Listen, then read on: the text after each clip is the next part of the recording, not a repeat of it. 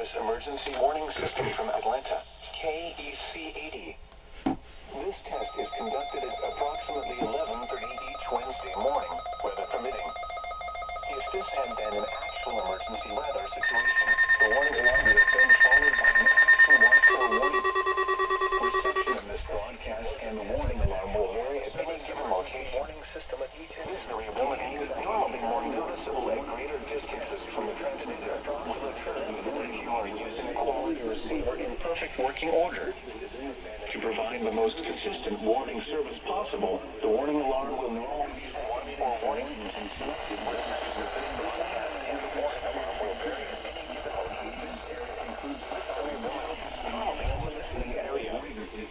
Cherokee, Clayton, Cobb, DeKalb, Douglas, Fayette, Forsyth, Fulton, Gwinnett, Newton, Rockdale, and Walton.